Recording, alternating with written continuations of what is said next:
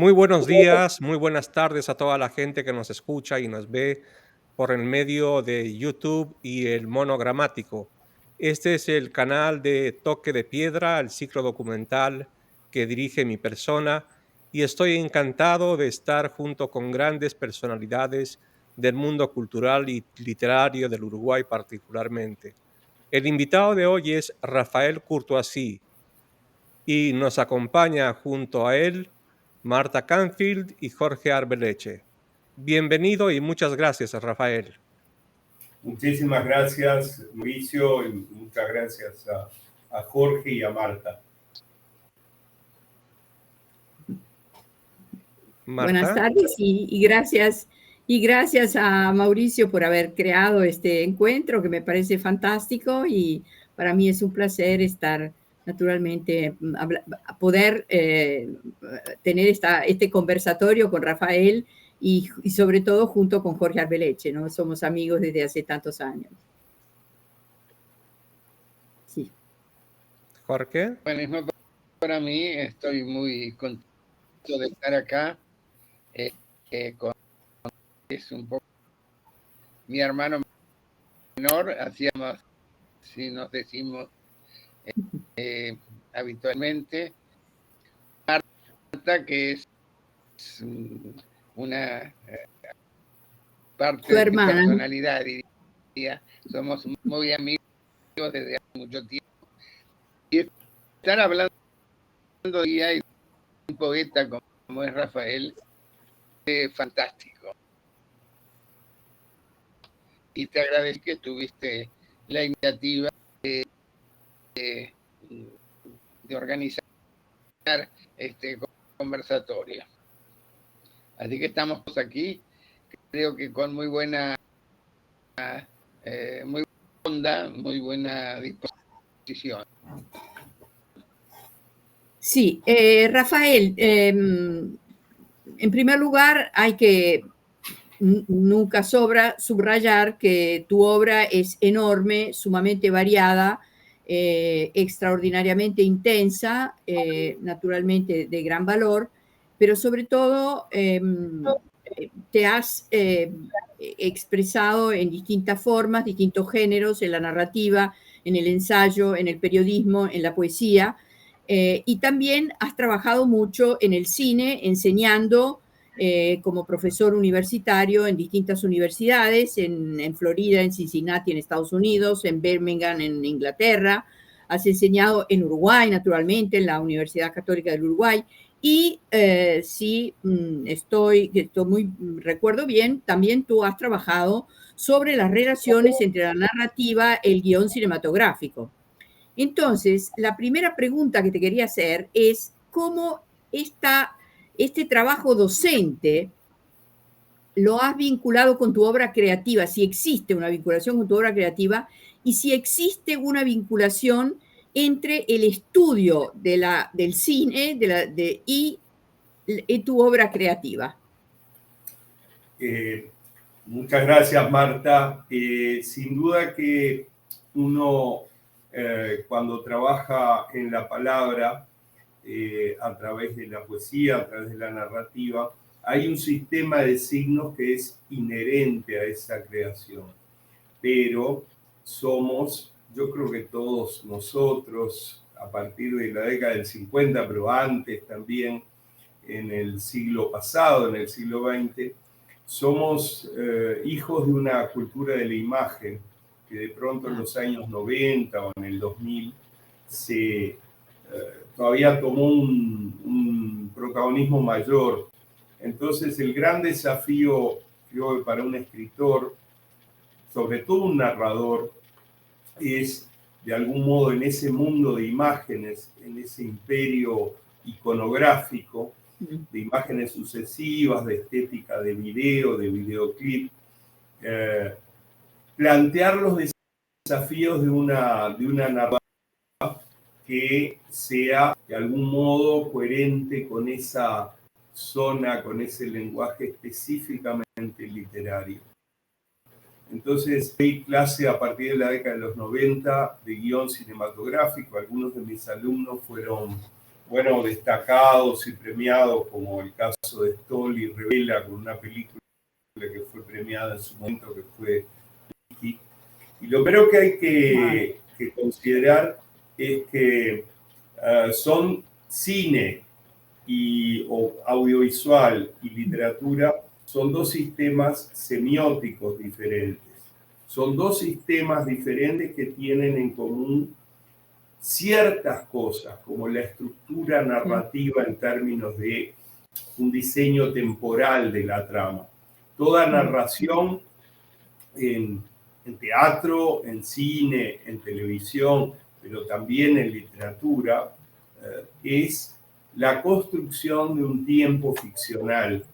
Y en ese sentido, las idas hacia atrás, analepsis, los saltos hacia adelante, prolepsis, son figuras que tienen que ver con todas las formas narrativas. Pero es muy diferente trabajarlo en la palabra, para una novela, para un cuento, que para un guión cinematográfico. Entonces a mí me pasó que, bueno, fui de los que estudiamos, como muchos, a Humberto Eco con Apocalípticos e Integrados ante la comunicación de masas. Y el desafío de alguien que ama la palabra y que ama ese mundo virtual, pero que se construye en la palabra, es definir y que permanezcan, cuando uno hace una novela, elementos esenciales de ese sistema semiótico que es el lenguaje, ese sistema de signos lingüísticos.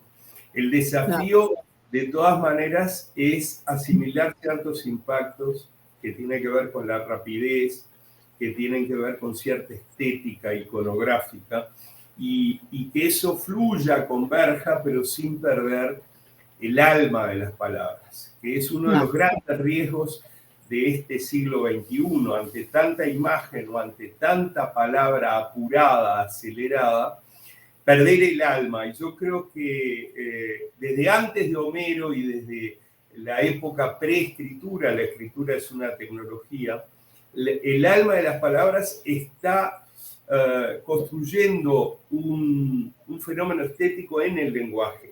Entonces, el lenguaje del cine, el lenguaje del teatro son lenguajes muy dignos, pero diferentes.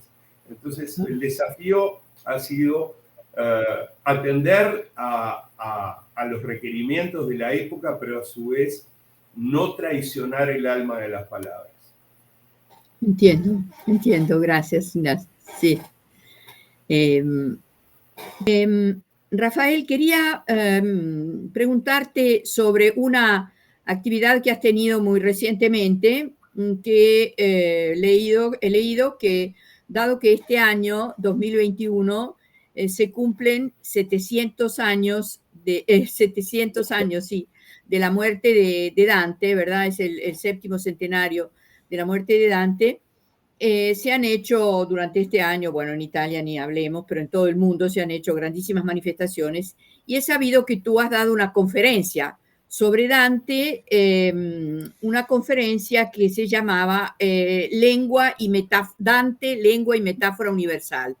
Entonces me da mucha curiosidad esta conferencia tuya, y quisiera que dijeras cómo ves la vinculación de Dante al mundo contemporáneo, donde seguramente tú has visto autores que lo han citado, ¿no? No sé, pienso en Borges, pienso en Paradiso de Lesa Lima, por ejemplo, donde está citando obviamente una parte de la Divina Comedia, y muchos otros.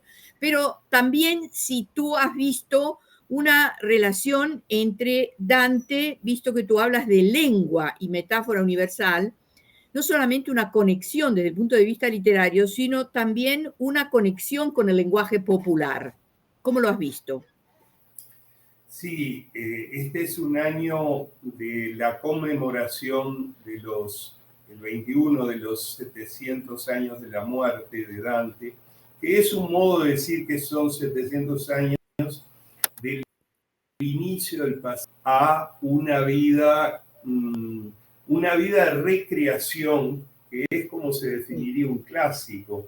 Un clásico no es clásico simplemente por una cuestión de solemnidad y de veneración.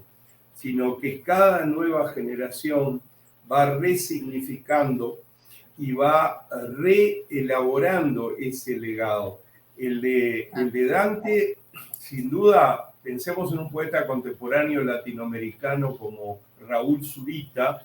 Él tiene todo un libro y un proyecto que se llama La Vida Nueva, La Vita Nuova, basado claramente en Dante, otro Anteparaíso, y de algún modo hay dos grandes influencias en la poética de Zurita. Uno, el proyecto poético de su antecesor, digamos, en Chile, Pablo Neruda, pero a un nivel universal, una mirada de construcción poética popular que es, de algún modo, responde y actualiza esa opción que hizo Dante, la lengua vulgare, la lengua vulgar en el sentido de la lengua popular.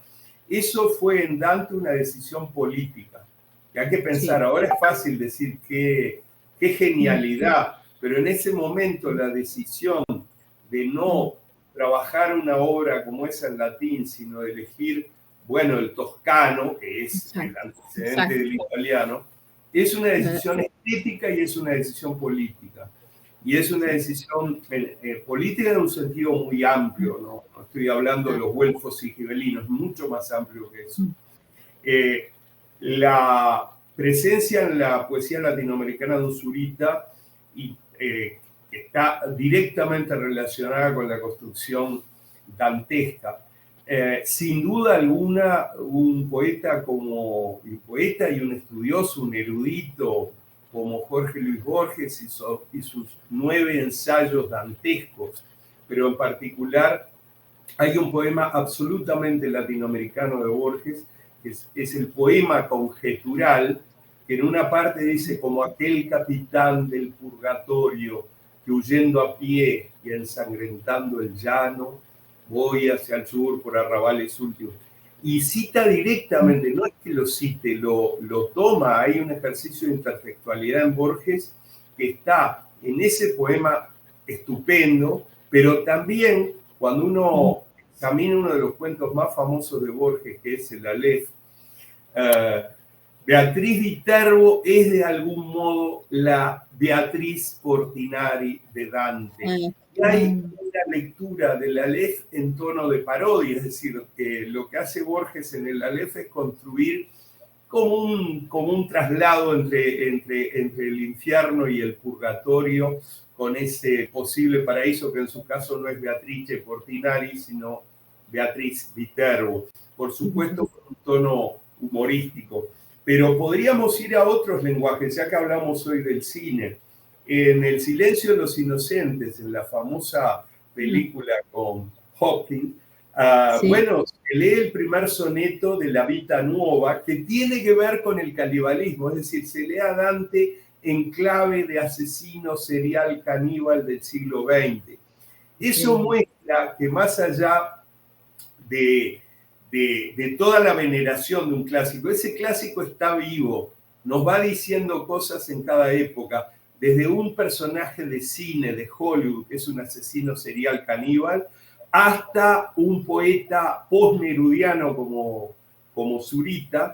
Todos de algún modo estamos abrevando en esa fuente. Por eso lo de lengua y literatura, y lengua y metáfora universal, porque también en esa decisión de tomar el toscano tiene que ver con esa reivindicación de la lengua popular. Sí, seguramente, que después se transformó en el italiano oficial, ¿no? Pero es el toscano, que en ese momento era distinto de lo que se hablaba en las distintas regiones y era la lengua popular. Extraordinario, muchas gracias, Rafael, muchas gracias, sí. Retomando lo de Dante, me parece que es una pregunta muy oportuna, por dos cosas. Tu absoluta y estrecha relación con Italia, pero la lengua y literatura universal, la lengua y metáfora universal de Dante tiene que ver también con esa elección de aquellos antecesores que uno quiere validar en el presente. Entonces, uno elige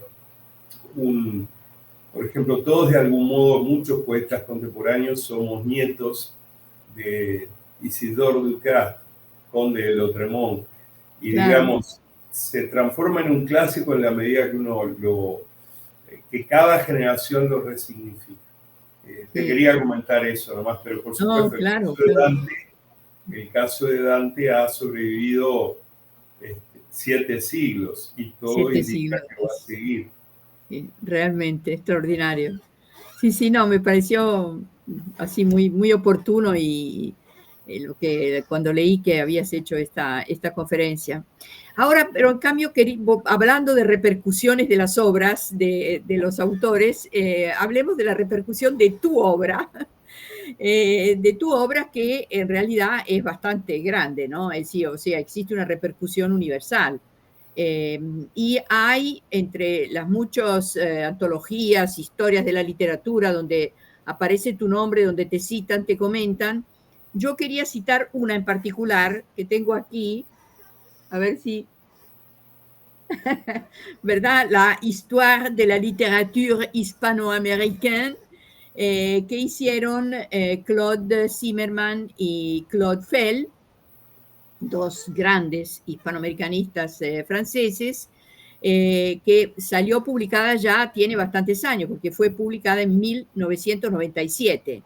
Y ya en ese momento aparecía en el capítulo dedicado a la literatura del Uruguay, aparecía, que lo había hecho nuestro Fernando Ainsa, ahí aparecía tu nombre después de hablar de los clásicos de la literatura uruguaya y tal, de toda la generación del 45, etcétera. Él habla de la generación del 60 y hablaba de la joven generación, ¿no?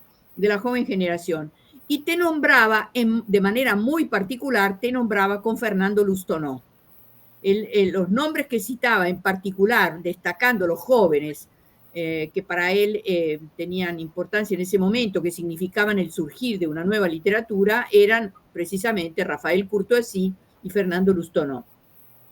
Entonces yo quería saber si ahora han pasado unos cuantos años desde ese momento, si te reconocías en esa situación histórica en la que te había puesto Ainsa en esta historia de la literatura, si te reconocías y cómo veías de hoy en día esa visión que hubo hace más de 20 años, ¿no? ¿Cómo lo verías?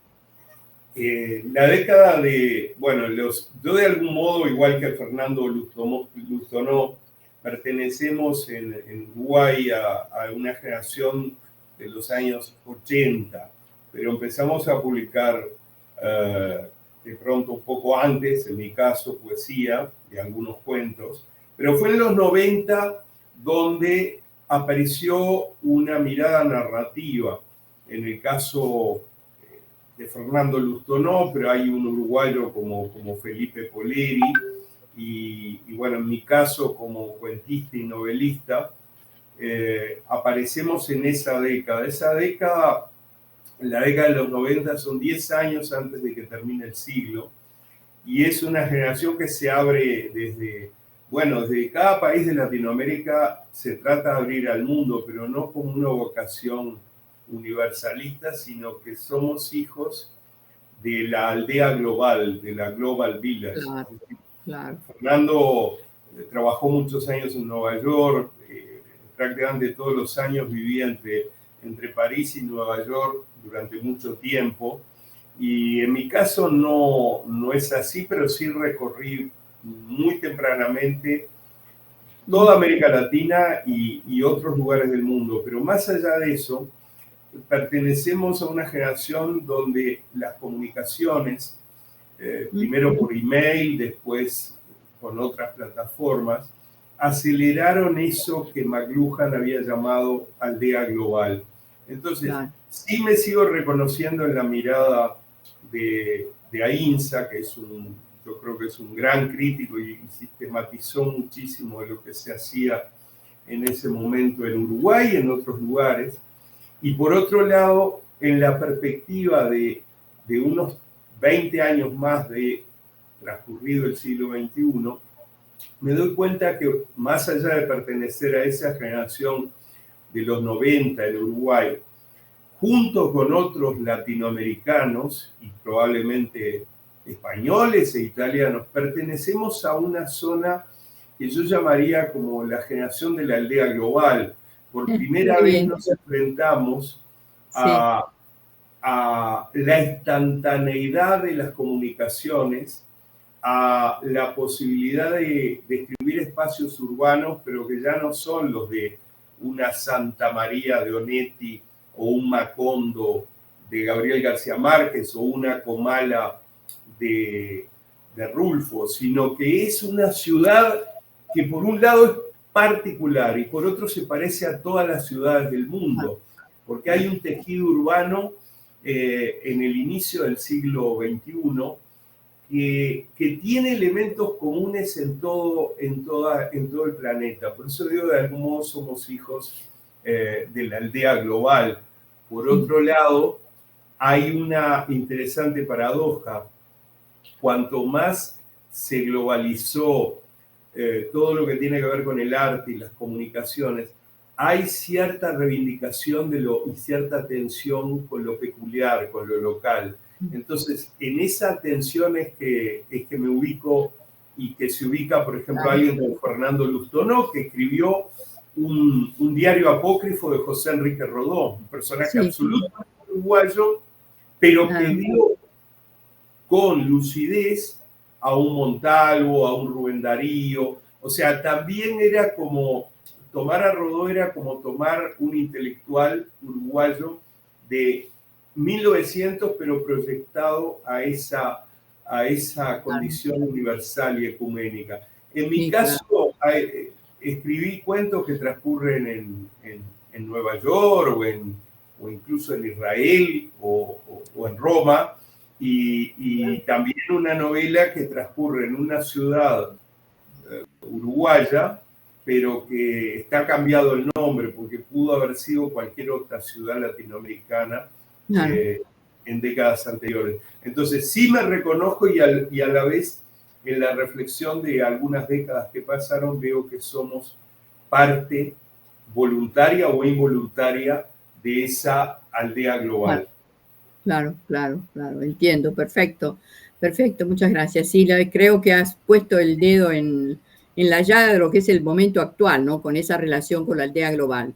Rafael, para muchos la poesía es algo indefinible. Por ejemplo, Federico García Lorca se refería a Gerardo Diego, si mal no recuerdo, en los términos de que esto de hablar de poesía es algo que solamente los profesores de literatura comprenden bien. Y yo me hago una pregunta en referencia a lo que continúa en este momento a ser la poesía contemporánea, porque mucho se dice, por ejemplo, acerca de la poesía surrealista, de la escritura automática y de la poesía del absurdo, que no vendrían a ser propiamente poesía en este siglo XXI. ¿Qué opinas acerca de esa poesía de vanguardia surrealista que en su momento tuvo obviamente un eco muy importante a nivel de la poesía universal? ¿Cuál es el calificativo que tú pondrías a la afirmación de Federico García Lorca?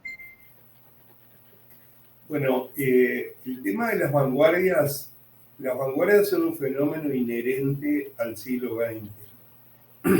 Yo creo que antes del siglo XX, o por lo menos cuando uno va a parte del XIX y los siglos anteriores, se puede hablar de corrientes y movimientos, pero la idea de vanguardia, vanguard, es decir, un grupo que conscientemente trabaja una preceptiva y un manifiesto y se adhiere a ese manifiesto, como es tempranamente el futurismo, que es una de las vanguardias más incómodas porque tiene dos extremos ideológicos en el siglo, o de adherencia ideológica en el siglo XX, que por un lado es el llamado socialismo real o incluso el estalinismo, y por otro el fascismo de Mussolini. Pero por otro lado está el surrealismo y el dadaísmo, el ultraísmo, el creacionismo. Ahora, son fenómenos típicos del siglo XX en eso que Octavio Paz llamó la tradición de la ruptura y que está muy bien encarado de una manera ensayística en su libro Los hijos del limo. Entonces, por supuesto que de todas esas vanguardias del siglo XX, que fueron como olas sucesivas, con perspectivas absolutas, no solo en el plano estético, sino en el plano vital, el futurismo, el ultraísmo, el dadaísmo, el surrealismo, el creacionismo, eran modos de encarar la vida en el siglo XX. De algún modo, el siglo XXI y ya de pronto a partir de la década de los 90, dejó de tener esa caracterización de olas sucesivas absolutas, estéticas, llamadas vanguardias.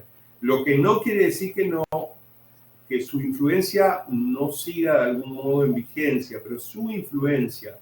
Entonces, encarar una poesía surrealista como se encaraba en la época de André Breton, Philippe Soupault, no tiene sentido. Lo que sí tiene sentido es tomar un legado que viene del surrealismo. Lo mismo con el futurismo, no hay cosa que envejezca más que la tecnología. Fíjense que en la época del futurismo de Marinetti, un auto de carreras iba a 30 kilómetros por hora.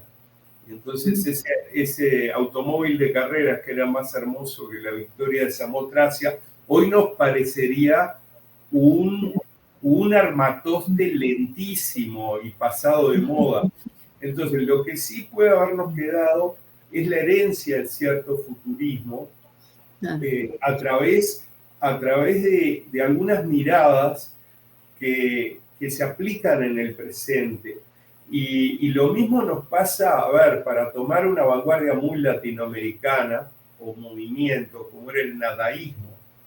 Nadie puede, el nadaísmo colombiano, de un J. Mayo Arbeláez o un Arango, hoy nadie va a decir soy nadaísta, pero la herencia del nadaísmo en este siglo XXI está. Entonces tenemos un inicio de milenio con una serie de influencias y elementos que recibimos del 20, pero que difícilmente podemos considerar que son perceptivas totalitarias o totalizadoras. Yo creo que el signo del siglo XXI es el signo de la heterodoxia, de la diversidad, incluso podría ser en algún caso de la contradicción. Creo que se puede tomar una herencia de escritura de tipo surrealista, pero justamente, a ver, como lo hizo en su momento Lorca, por supuesto, generación del 27 fue influido por el surrealismo, pero también fue influido por profundas tensiones e intensidades telúricas que dieron lugar al romancero gitano. Entonces el mismo autor que es surrealista en Poeta en Nueva York, pero que es absolutamente profundo y tradicionalista en algunas partes del romancero. Esa actitud creo que es esa actitud heterodoxa es la que de algún modo signa nuestro momento presente. Un gran eclecticismo y una Muchas gracias. Polifonía. Muchas gracias, Rafael. Marta. Sí, yo ahora quisiera hablar con Rafael un poco de las traducciones, porque su obra, como decíamos antes, que ha tenido una enorme difusión internacional, la difusión es debida no solamente a los comentarios, a las antologías, a las historias de la literatura hispanoamericana, sino también a las traducciones específicas de muchos de sus libros, ¿no? Ha sido traducido, que yo sepa, al inglés, al francés, al italiano, al rumano, al turco, no sé si alguna otra lengua, y entonces quería hablar un poquito de estas traducciones y después en particular de las traducciones al italiano, que son las que conozco muy bien y en las que en parte he participado. Quería saber, ¿cuál de esas traducciones en las varias lenguas te ha dado más satisfacción? Bueno, una de las novelas mías que más se tradujo fue Santo Remedio, que se tradujo a muchísimas lenguas, pero en realidad, a ver, inicialmente algunas traducciones al italiano yo las sentí como muy, muy próximas, porque bueno, por un lado puedo entender, no puedo juzgar una traducción en italiano, pero sí puedo entenderla y entender cuál es eso que tiene que hacer un traductor, que es ser traidor y fiel al mismo tiempo, traduttore, traditore. Entonces, a ver, Facce sconosciute, o sea, Caras extrañas, que es una novela que tiene que ver con el copamiento de una ciudad en Uruguay por un grupo guerrillero. Yo siento que esa traducción tomó el espíritu, de algún modo, del original, pero que a su vez lo trasladó. Y en narrativa es bastante más factible que uno sea traducido al inglés, al turco, al rumano, incluso, bueno, algunos cuentos al chino, que no tengo ni idea de cómo suenan, pero es un poco más difícil la poesía. Y lo que me ha pasado en este 2021, a partir de la edición primero en España de un libro que fue distinguido en un certamen que es el Premio Internacional Gil de Viedma, que apareció con el título de Antología Invisible. Casi inmediatamente, bueno, se tradujo como antología inventada, se tradujo es una antología de poesía donde yo recurro a muchos autores. Se tradujo al francés por una editorial que venía editando y sigue editando. El año pasado publicó 2 de mis libros, uno que es una reedición, Santo Remedio, y un libro nuevo, una novela nueva que es El libro de la desobediencia. Esa misma editorial, y no es nada frecuente, tomó, digamos, el desafío de traducir antología inventada, una antología de poesía. Y pasó algo con esto con esa antología inventada que sucesivamente, bueno, Emilio Coco lo tradujo al italiano, Antología Inventata, y se tradujo al portugués. De hecho, yo en unos días viajo a Lisboa esta misma semana y voy a estar en una bienal de poesía y voy a presentar la versión en portugués y probablemente a fin de año ya aparezca en inglés. De manera que hay 2 cosas. Caras extrañas, que es una novela mía que yo quiero mucho porque es muy entrañablemente sudamericana, pero uruguaya. Fue traducida al italiano y también al inglés, pero siento que está más próxima en italiano. Por otro lado, esta antología inventada, que es de poesía, donde yo tomo la voz de otros autores y de alguna manera los asimilo, ya tiene 4 traducciones y me es muy emotivo saber que en menos de 2 años, algo que uno no suele esperarlo en poesía.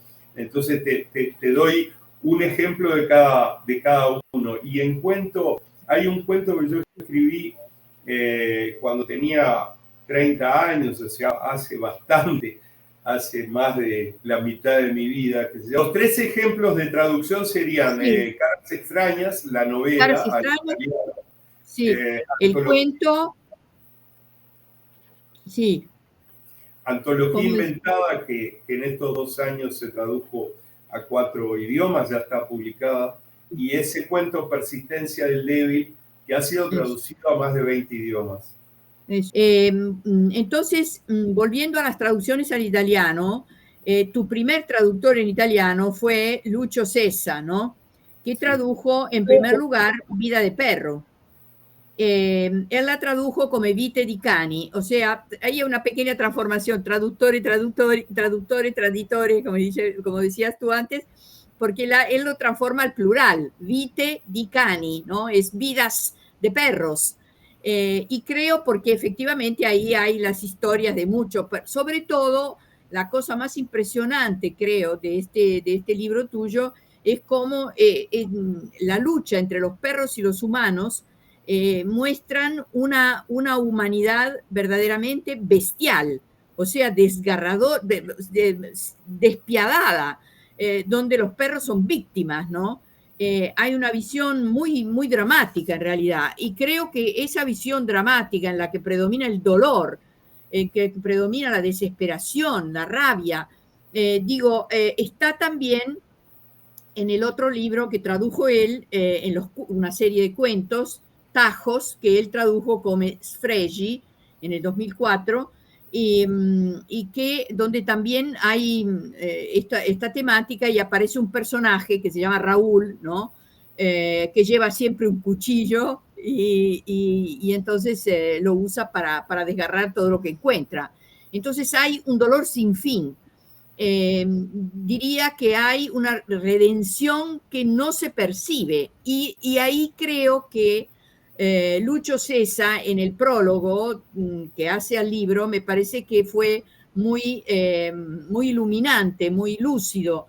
En el comentario que él hizo, dice, lo voy a citar, dice: la redención está en otra parte, en ese extrañamiento que permite que la ternura llegue de todos modos desde una entrada inesperada, casi providencial, o sea, en el lenguaje mismo, que transforma en belleza la imposibilidad de evitar el dolor, aferrando al lector a un patos difícil de definir en la naturaleza del específico acontecimiento narrado.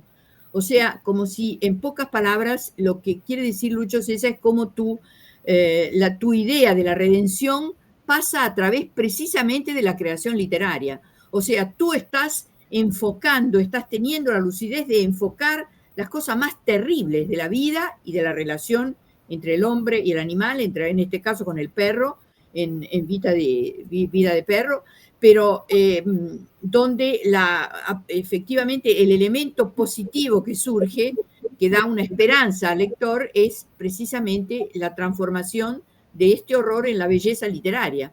No sé si quisiera saber si estás de acuerdo y si tu cosmovisión, tu visión del mundo, de alguna manera ha continuado en esa línea. ¿Cómo lo ves? Empiezo por lo último que me decís. Yo creo que ha cambiado en parte, pero sí creo que la redención está en la construcción estética, no en el tema. Siempre se suele citar la anécdota de Picasso y el oficial de la CSS que le dijo: usted hizo esa obra de arte terrible, degenerada o absurdo que se llama Guernica. Y Picasso le dijo: no, Guernica lo hicieron ustedes. Exacto. Entonces, yo creo que el tema, o sea, el referente de Vida de Perro y el referente de Sfregi, de Tajos, tiene que ver con una cultura del malestar. Y eso es parte de esa aldea global en la cual vivimos. Eso no quiere decir que sea nuevo del siglo XX o del siglo XXI. El hombre, desde la prehistoria, es un animal simbólico y un animal capaz de engendrar violencia. Es un animal simbólico y violento, las dos cosas.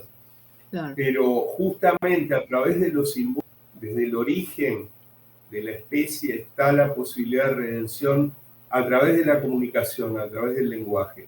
El tema es que de pronto las temáticas, lo frecuentado, lo referido por el discurso narrativo o a veces poético, no necesariamente es luminoso, pero lo que sí tenemos la obligación de que ilumine, transforme, de que nos predisponga a la paz, a la igualdad, a la belleza, es el tratamiento de las palabras, lo que hacemos con la construcción estética. No me estoy comparando con Picasso, pero de alguna manera yo no bombardeé Guernica, o sea, yo no tomé un adolescente violento que tajea todo, o ferocidad entre hombres y animales en Vida de Perro. Yo lo que hago es contarlo. Lo que ocurre es que ese es el enorme don que tenemos los que empezamos a escribir en el siglo XX y nos proyectamos en el XXI. Probablemente a través de la palabra, a través de la construcción estética, podemos plantear esa redención. La lectura nunca es cruel, porque el lector siempre tiene la posibilidad de reflexionar. y de tomar distancia y volver al texto. En ese sentido, sí, yo sigo pensando que la palabra creadora tiene una finalidad, no que nos haga mejores o que en mi caso, yo creo que tiene esa posibilidad en muchos escritores, no estoy diciendo que sea mi caso, estoy diciendo que ojalá lo sea. Yo lo siento a través, cuando Vallejo dice hay golpes en la vida tan fuertes, yo no sé, golpes como del odio de Dios, no es que te esté golpeando como un Dios, es que de algún modo te da aliento para seguir caminando a pesar de esos golpes absurdos que da la existencia. Entonces un poco yo me afijo a esa mirada vallejana para resistir los golpes de la propia comunidad humana que se equivoca y que a veces es más bestial que los padres. Claro, claro. Clarísimo, clarísimo. Gracias, Rafael. Gracias. Mauricio. Sí, yo quiero hacer una pregunta a Rafael porque es un personaje histórico en Iberoamérica bastante disímil, por decirlo de alguna manera, enigmático, ¿por qué no? También porque, entre otras cosas, se ha dedicado un tiempo de su vida al periodismo, otro tiempo de su vida a las ciencias exactas y más adelante ya a la literatura en pleno. ¿Cómo ha podido conjuntar esas distintas facetas de su vida y abocarse al fin y al cabo a la poesía y a la escritura? Bueno, siempre la poesía y la escritura estuvo desde siempre. Mi elección de una carrera universitaria dentro de las ciencias, sobre todo las exactas, las llamadas exactas, tenía que ver con un profundo compromiso humano. Hay una división muy artificial que seguimos haciendo entre ciencias humanas y ciencias que parece que son inhumanas, pero la matemática, la física, la química, la biología, en este momento de biopolítica, de ARN, ADN, de vacuna, la biología, la matemática, la física son tan humanas como la sociología, la psicología, el derecho. Entonces, la elección de una carrera que tenía que ver inicialmente con ciencias exactas tuvo que ver con tratar de no perderme nada de lo humano. Por supuesto que uno quiere tener una vocación renacentista y no se puede, en el siglo XX y en el siglo XXI, no se puede ser Leonardo, porque es muchísimo lo que hay que sistematizar. Pero yo creo que en el núcleo de todo conocimiento, de toda búsqueda, en mi caso desde siempre estuvo la poesía, fundamentalmente la poesía. Cuando hice periodismo era una manera de comunicar, de salir, de informar, de hacer un vertido en palabras de la realidad. Cuando estudié y di clases de matemática, era un modo de reunirlo. Ahora, cuando a partir de, que hice una maestría en ciencias humanas y me dediqué a la literatura, sentí que plenamente podía encontrar, por lo menos en mi camino, la convergencia entre todos esos saberes, esas construcciones epistémicas que son profundamente humanas. Yo creo que vivimos una época, yo me carteé, tuve la enorme suerte, a partir de los 14 años empecé a enviarle cartas a Ernesto Sábato, porque lo sentía un referente, era un hombre que había hecho el doctorado en físico-matemática en el Instituto Curie en París, había hecho sus estudios de posgrado, y de noche se iba con los grupos surrealistas a beber y a delirar a Piacere. Y entonces, Sábato muy tempranamente, en mis 14, 15, 16 años, tuvo la enorme generosidad de responderle a un adolescente de un país cercano, y me di cuenta que, el camino que pudo haber planteado Sábato es de algún modo uno que yo traté de hacer de un modo mucho más modesto, ¿no? Que es eso, la posibilidad de construcción de saber humano todo tiene que ver con la creación a través del lenguaje. Jorge Luis Borges decía que la filosofía es una rama de la literatura fantástica.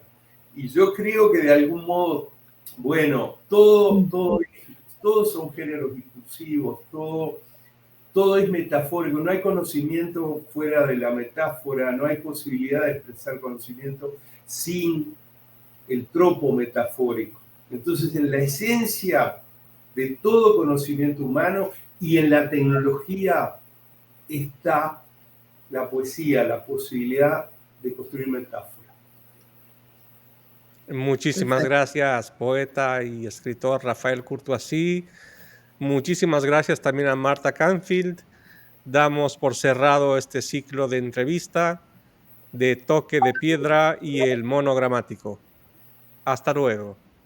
Muchas gracias. Quiero agradecer especialmente a Jorge Arbeleche y fundamentalmente a Marta y por supuesto a Mauricio Ochoa. Un abrazo enorme. Gracias a ustedes. Gracias. Y esperando volverlos a ver muy pronto. Adiós. Hasta luego. Chao, chao. Chao. Chao.